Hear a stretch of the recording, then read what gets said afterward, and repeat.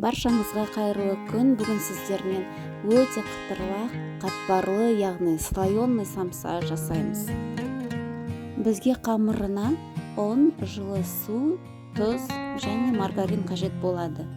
Ең бірінші бізге жылы суымызға тұзымызды қосып араластырып, жұп-жұмсақ қамыр илейміз.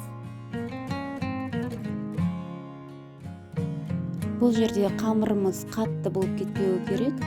Сондықтан да аз мөлшерден суымызды қоса отырып, жұмсақ қылып илеп аламыз.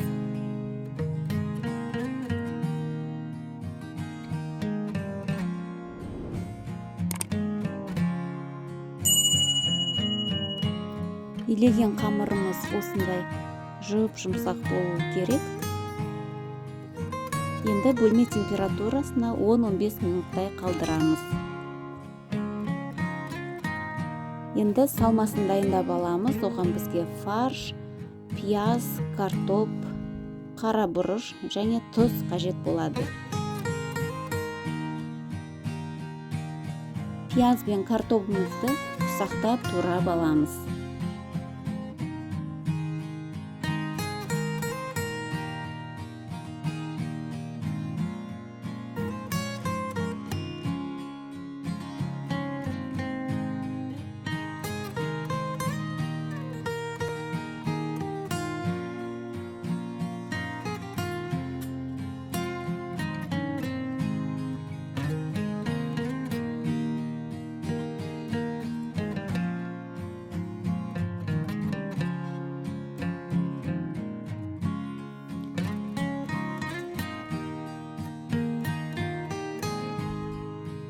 Енді қара бұрышымызды, тұзымызды қосып, жақсылап араластырамыз.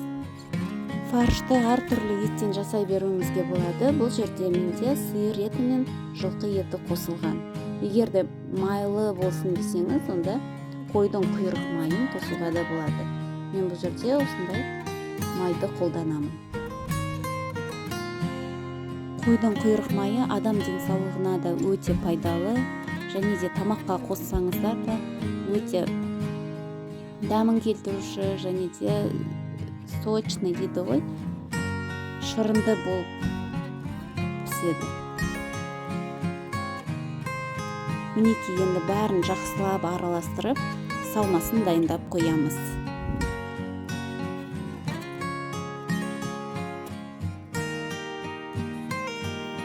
Қамырымыз 10-15 минуттай бөлме температурасында тұрды. Енді екі бөлікке бөліп, қамырымызды жайып аламыз.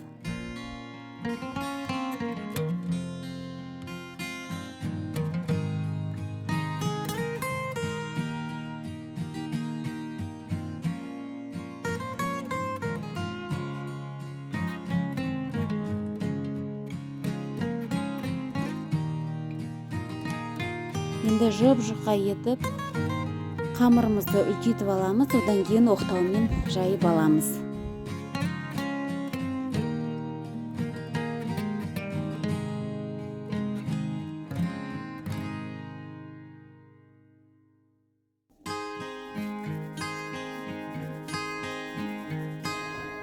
Мінекей, қамырымыз жұп-жұқа етіп жайылды. Енді бірінші қамырымызды осылай жайып болғаннан кейін қоя тұрамыз.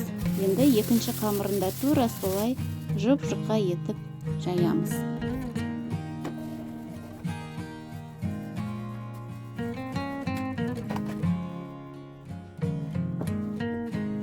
Мінекей, екі қамырымызды да жайып болдық. Енді осындай бірінші қамырымыздың үстінен жұмсартылған майымызды жағып шығамыз.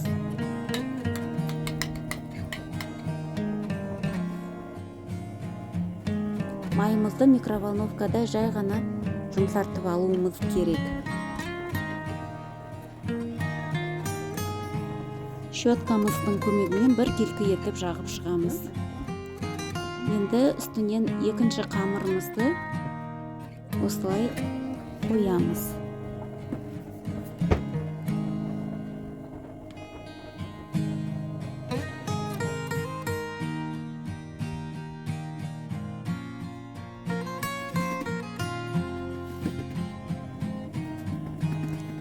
Енді қалған майымызды да осылай жағып шығамыз. Міне енді май жағылған қамырымызды қолымызбен тығыздап орап бастаймыз.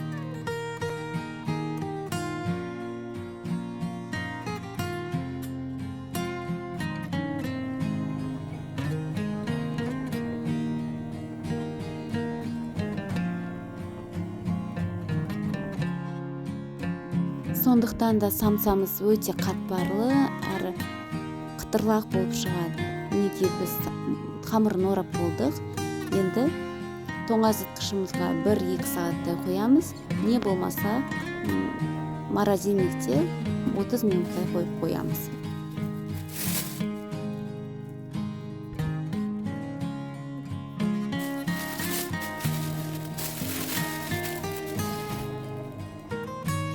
Мінекей қамырымыз қатты дайын болып қалды. Енді қалауымыз бойынша бірнеше бөліктерге бөліп аламыз.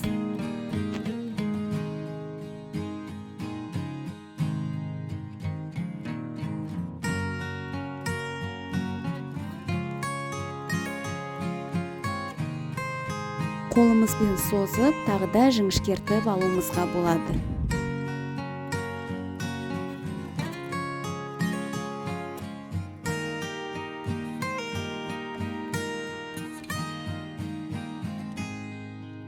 Бұл жерде қамырды мен 37-38 граммнан бөлдім. Сонда бұл қамырдан менде 24-25 штуктай шығады. Міне видеодағыдай осындай қатпарлы екен көрініп тұр. Енді қолымызбен осылай басып шығамыз.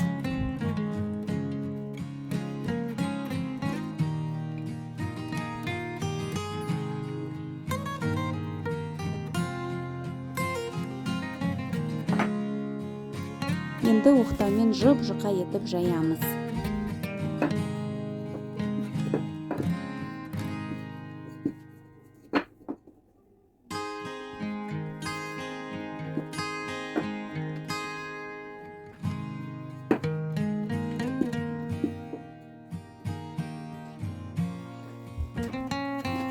Жайылған қамырымызға салмасын салып, енді формасын келтіріп жабыстырамыз. Мінекей бірінші түрі осылай жабыстыруға болады. 3 бұрыштап. Мінекей самсамыз біреуі дайын болды.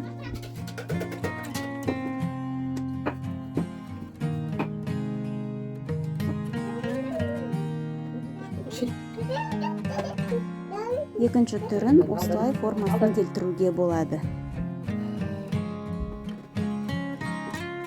Мінекей асты жағын осылай жабыстырамыз.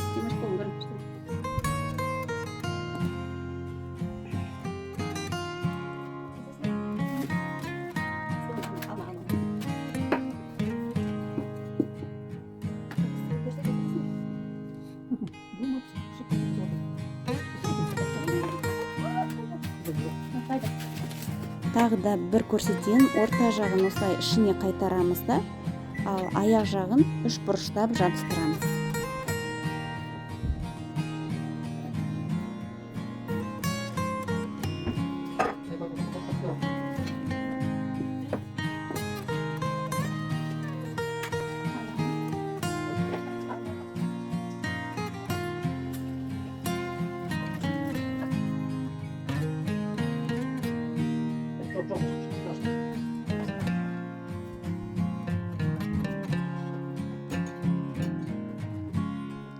Дайын болған самсаларымыздың үстінен жұмыртқамызды жағып, қалауларыңыз бойынша кунжут немесе мак сепсеңіздер болады.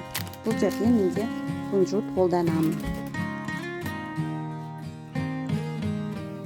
Содан кейін духовкада 180 градуста 40-50 минуттай пісіріп аламын. Мінекей біздің өте ыстық, қатпарлы және де шырынды болып піскен самсаларымыз дайын болды. Мінекей қытырлақ екен көрініп тұр. Ал енді ішін көрейік.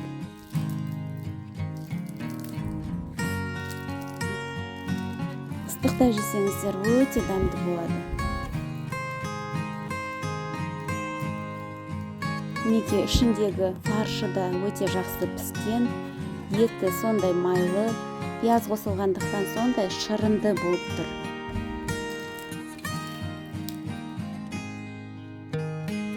Қамыры да сондай қытырлақ болып піскен.